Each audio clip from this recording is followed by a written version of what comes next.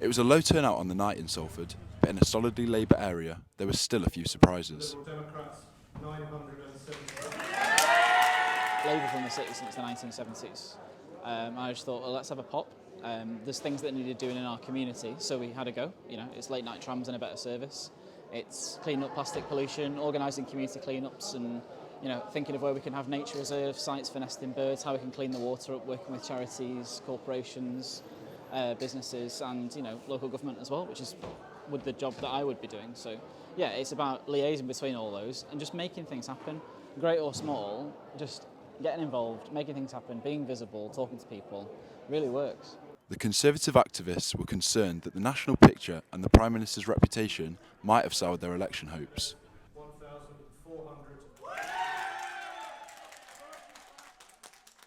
This was never about Westminster.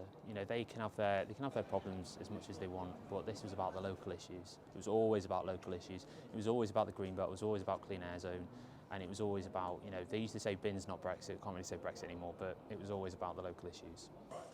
With all the votes in, the biggest surprises of the night came in the wards with the biggest turnouts. Lib Dems gained 2 seats, whereas the Conservatives gained 1. In all cases, they said what won them the elections were local issues.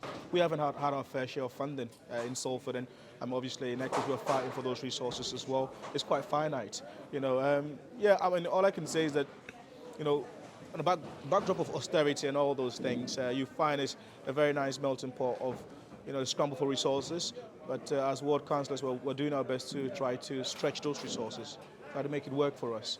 Despite the celebrations, there was an undercurrent of general disillusion with politics that might have a knock-on effect come the general election.